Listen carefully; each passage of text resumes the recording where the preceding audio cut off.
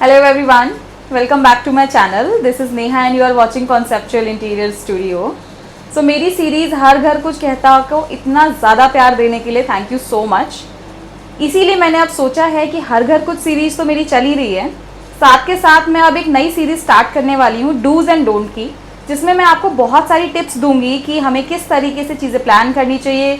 जब हमने घर परचेज़ किया तो उसके बाद हमें क्या करना चाहिए, कैसे करना चाहिए, क्योंकि बहुत बार ऐसा होता है कि आप इतनी बड़ी मिस्टेक्स कर देते हो जो बाद में हमें रियलाइज़ होती है कि हमने ये क्यों किया। सो मेरी डूज़ एंड डोंट सीरीज़ का फर्स्ट एपिसोड जो है वो बेस्ड है 12 मिस्टेक्स जो हम किचन में कर देते हैं, जानते बूझते, हमें पता नहीं होता, आइडिया नहीं होता, तो वो हम मिस्टेक्स कर देते हैं। मैं 12 मिस्टेक्स आज हाईलाइट करने वाली हूँ, बट आज मैं हाईलाइट करूँगी 6 ओनली, क्योंकि ये एपिसोड बहुत लंबा हो जाएगा। तो अभी कवर करते हैं फर्स्ट 6 मिस्टेक्स जो हमें बिल्कुल भी हमारे किचन में नहीं करनी चाहिए।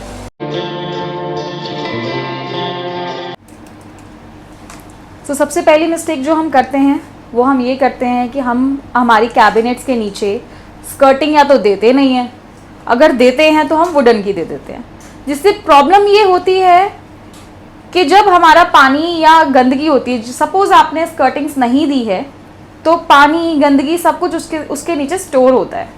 और इन केस हमने दे दी है, क्योंकि कारपेंटर की थिंग ये होती है कि वो स्कर्टिंग बना देते हैं वुडन की, और किचन में वुडन की स्कर्टिंग बनाने से प्रॉब्लम ये होती है डेली बेसिस पे पोछा लगता है, कभी पानी गिरता है, कुछ होता है, एक सर्टेन पॉइंट ऑफ टाइम पर वो स्कर्टिंग फूलने लग जाती है। तो इस सब का बेस्ट सोल्यूशन क्या है?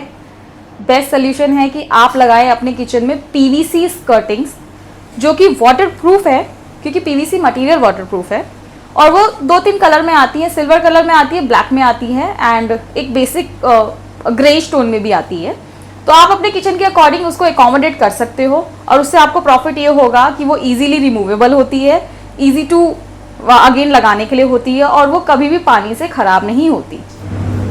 और जो सेकंड मिस्टेक होती है वो हम हमेशा ये करते हैं कि हमारे किचन प्लानिंग से पहले हम लोग कभी भी विंडो शॉपिंग नहीं करते, या हमारे क्या इक्विपमेंट लेना चाहते हैं, कितना साइज़ का हॉब लेना है, कितने साइज़ की सिंक लेनी है, कितने साइज़ की चिमनी लेनी है, हम लोग ये चीज़ को नहीं पता करके रखते हैं। तो इससे प्रॉब्लम ये होती है कि जब आप अपनी किचन डिज़ाइन के पार्ट पे होते हो तो आपके पास साइजेस नहीं होते हैं।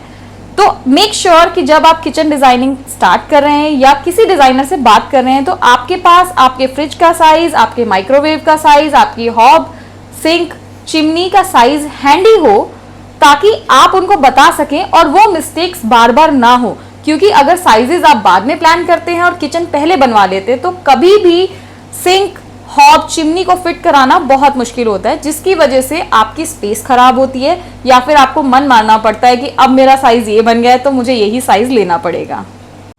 सो थर्ड मिस्टेक जो हम करते हैं वो होता है कि हमारी प्लम्बिंग की कोई प्लानिंग नहीं होती।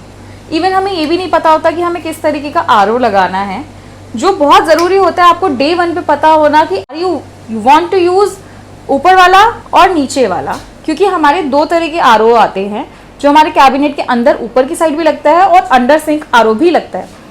किचन डिज़ाइनिंग से पहले आपको ये चीज़ भी मालूम होनी चाहिए कि आपका आरओ आप कौन सा लेने वाले हो, ताकि आप प्लम्बर को बता सको या अपने डिज़ाइनर को बता सको उसकी प्लेसमेंट इनिशियली ही कराने के लिए।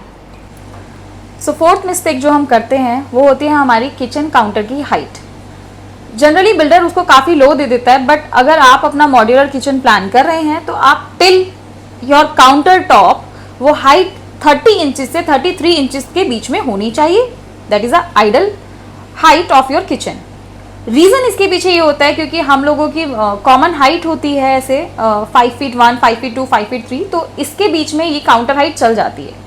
अगर आपकी सपोज हाइट उससे बड़ी है तो आप अपने किचन काउंटर को 33 इंचेस टू 36 इंचेस तक लेकर जा सकते हो, और अगर आपकी हाइट 5 फीट से छोटी है तो आप अपना काउंटर और छोटा भी कर सकते हैं। बट आइडल हाइट इसीलिए है क्योंकि मे बी अगर आप अपने घर में काम नहीं कर रहे हैं, आपकी मेड काम कर रही है और आपने अपनी हाइट के अकॉर्डिंग अगर किचन बनवा लिया है तो बहुत मुश्किल हो जाती है मेड से काम करना।